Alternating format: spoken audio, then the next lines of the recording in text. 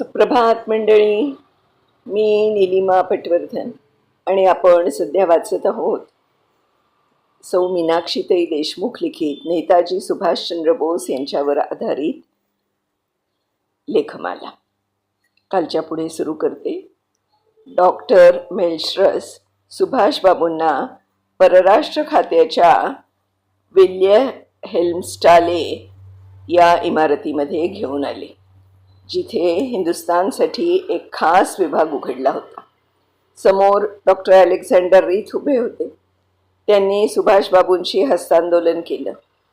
Russian चालीरीतीनुसार Subhashchandra यांचा योग्य तो मान सन्मान करीत होते. अलेक्झांडर रीथ सुभाषबाबूंना वुरमनच्या दालनात घेऊन गेले. चहापानानंतर चर्चेला सुरुवात झाली. डॉक्टर वुरमनने येण्याचा उद्देश सुभाषचंद्रांना विचारला. सुभाषचंद्र म्हणाले, आपण मला लष्करी मदत पुरवली तर हिंदुस्थानात क्रांती घडवून आणतो. हिंदुस्थानी जनताच नाही तर ब्रिटिश फौजेत असलेले हिंदी जवानसुद्धा माझ्या हाकेला ओ देऊन बंडाळी माजवतील. शत्रूचा शत्रू तो आपला मित्र, हे माझं तत्व आहे. वुरमन म्हणाले, मिस्टर बोस, एखाद दुसऱ्या क्रांतिकारकाने राज्यक्रांती घडत नाही. सर, योग्य संधी मिळाली तर एखाद दुसरा नाही तर सगळे क्रांतिकारक एक होऊन संघर्षासाठी उठतील. आणि आपल्याला खरं सांगू का, ब्रिटिश सरकारने हिंदुस्थानमध्ये केवळ 70,000 गोऱ्या लोकांच्या बळावर बागुलबुवा उभा केलाय. त्यांचं एकूण लष्कर 3 लाख आहे. त्यातील 70,000 गोरे सोडले तर बाकी सगळे हिंदुस्थानी सैनिक आहेत. आपण मला आधुनिक शस्त्रास्त्रांनी सुसज्ज फक्त 50,000ची फौज उभी करण्यास मदत करावी.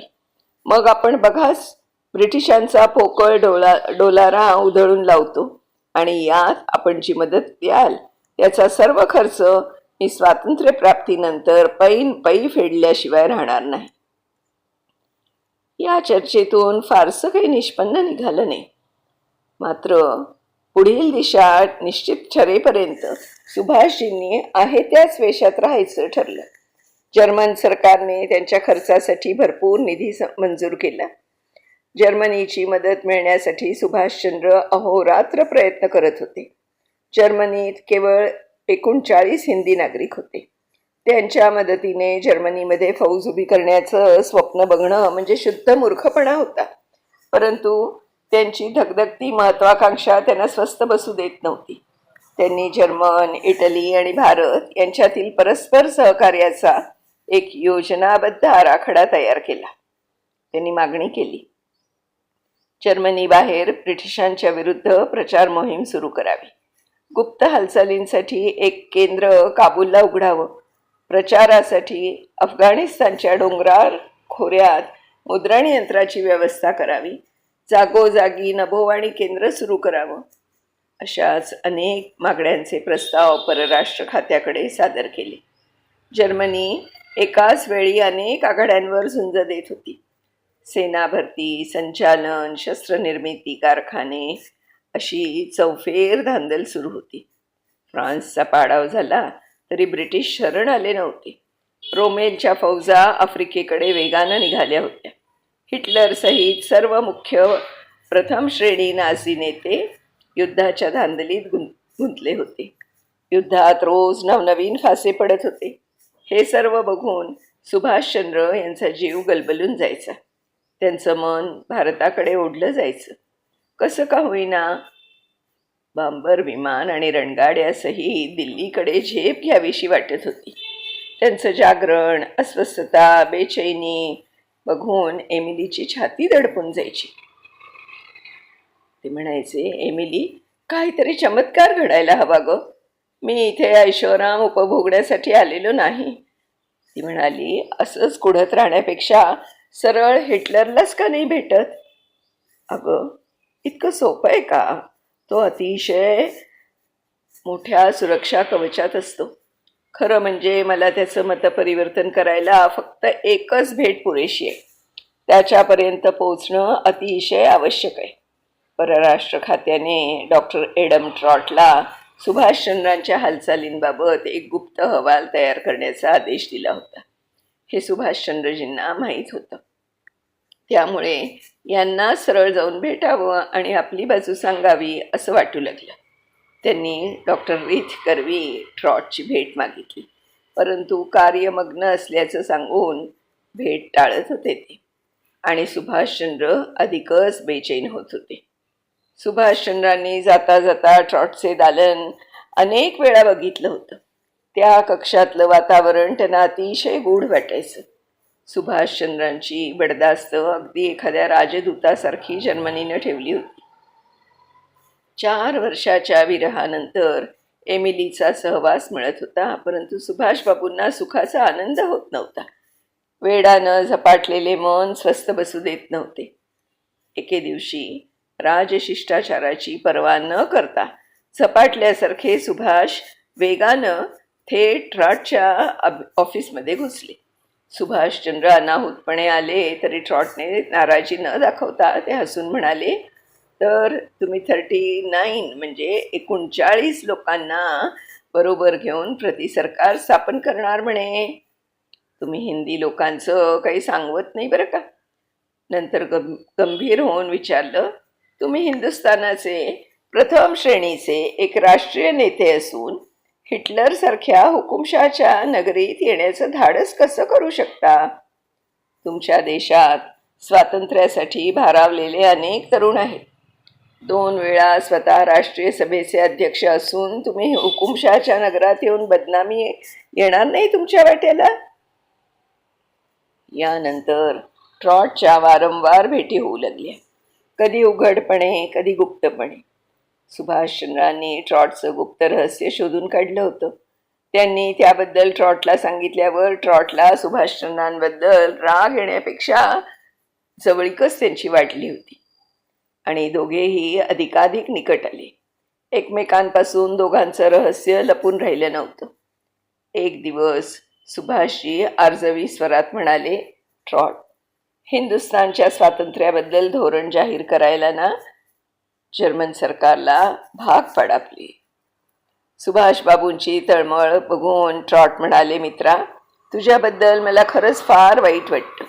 केवढी मोठी स्वप्न घेऊन तू इतक्या दुरून जर्मनीत आलास, परंतु हिटलरच्या मनात तुझ्या मातृभूमीविषयी जराही ममत्व नाही. एके दिवशी रात्री 12 नंतर डॉक्टर अलेक्झांडर रीथचा फोन आलेला बघून आश्चर्याने सुभाषजींनी विचारलं, डॉक्टर साहेब, एवढ्या रात्री फोन? मिस्टर बोस, प्रथम तुमचं अभिनंदन. परवा 29 एप्रिलला तुमची भेट जर्मनीचे परराष्ट्रपती मंत्री रिबेनट्रॉपशी व्हिएन्ना भवनात निश्चित झालेली आहे. सुभाषचंद्रांची झोप कुठल्या कुठे पळाली. त्यांनी आळस झटकून परराष्ट्रमंत्र्यांबरोबर काय बोलायचं याचे मुद्दे ते काढू लागले. सुभाषबाबूंच्या सूटमधील रेडिओ सतत चालू असायचा. बहुतेक वेळा एमिली युद्धवार्तांचं टिपण काढत असे. नेहमीप्रमाणे त्या दिवशी सकाळी रेडिओवर बातम्या सुरू होत्या आणि एका बातमीने त्यांचं लक्ष वेधलं गेलं. त्यांना जायची घाई होती तरी बातमी ऐकू लागले ते. मी इक्बाल सिदेही, मी हिमालय केंद्रावरून बोलतो आहे. हिंदुस्थानचे आमचे प्रिय नेता सुभाषबाबू यांच्याविषयी अलीकडे इंग्रज सरकार उलटसुलट बातम्या पसरवत आहे. म्हणतात कधी विमानात अपघात मरण पावले, तर कधी ते बर्लिनमध्ये हिटलरशी संधान बांधत आहेत अशा खंड्या पसरवत आहेत. कदाचित त्यांना काही घातपात झाला तर नसेल ना. सुभाषबाबू, कुठे आहात? तुम्ही प्रगट व्हा. हिंदुस्थानच्या स्वातंत्र्यासाठी हिंदी क्रांतिकारकांचे तुमच्या वाटेकडे डोळे लागले आहेत. प्रगट व्हा, प्रगट व्हा. व्हिएन्नाकडे त्यांच्यासोबत जाणारे जर्मन लष्कर अधिकारी त्यांना निघण्याची घाई करू लागले. ते घाईने ॲनहाल्टर बाहनहोफ स्टेशनवरती आले. गाडी सुरू होण्याची वेळ झाली होती. आतुरतेने डॉक्टर ॲडम ट्राट त्यांची वाट पाहतच होते. गाडीत बसल्यावर सुभाषबाबूंनी विचारले, हे इक्बाल सिदेई कोण आहेत? तुमचेच एक बांधव, हिंदी क्रांतिकारक आहे. आश्चर्याने सुभाषबाबूंनी विचारलं, त्यांचा स्वतःचा रेडिओ? स्वतःचा नाही, पण इटली सरकारने हिंदुस्थानच्या प्रचारासाठी त्यांना खास नभोवाणी केंद्र पुरवलं आहे. व्हिएन्नाच्या मोनार्क हॉटेलमध्ये 29 एप्रिल 1941ची भेट ऐतिहासिकच होती. बर्लिनला येऊन सुभाषचंद्रांना अवघे 26 दिवस झाले होते. एवढ्या अल्पावधीत हिटलरचा ज्येष्ठ आणि विश्वासू सहकारी यांच्याशी भेट घडणं साधी गोष्ट नव्हती. मीटिंग पूर्ण गुप्त स्वरूपाची होती. त्यामुळे कॉन्फरन्स रूममध्ये एकट्या सुभाषचंद्रांनाच प्रवेश मिळाला. हस्तांदोलन झाल्यावर सुभाषबाबूंनी आपलं मागणीपत्र त्यांच्यासमोर ठेवलं. म्हणाले, ब्रिटिश सरकारच्या जुलमातून हिंदी जनतेला मुक्त करण्यासाठी जर्मनी या राष्ट्राने जर आम्हाला मदत केली तर मुठभर ब्रिटिशांचा मुकाबला सहज करू शकू. रिपट्रायने विचारलं, या महायुद्धाकडे बघण्याचा मिस्टर गांधींचा दृष्टिकोन काय आहे? स्पष्ट बोलायचं तर त्यांच्या तडजोडीचा उबग आलाय. आतापर्यंत त्यांनी अहिंसेने का होईना ब्रिटिशांविरुद्ध संघर्ष केला, पण महायुद्ध सुरू होताच त्यांनी नमती भूमिका घेतली आणि स्वातंत्र्य चळवळीचं नुकसान केलं.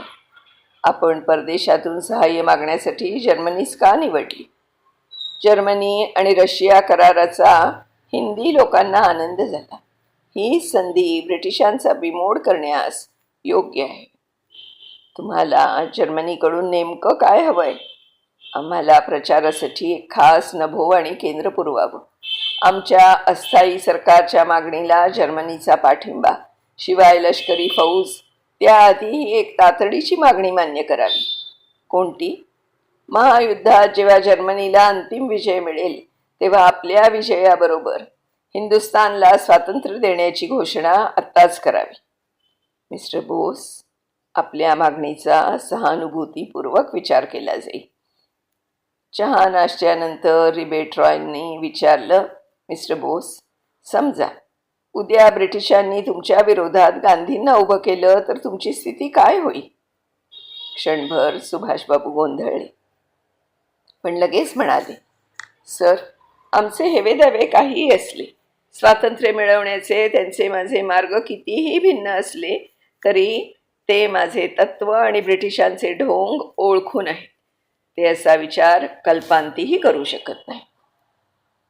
तर यापुढे सुभाषचंद्र आणि ट्रॉट यांच्यामध्ये काय बोलणं होतंय ते आपण उद्याच्या भागात बघूया मंडळी.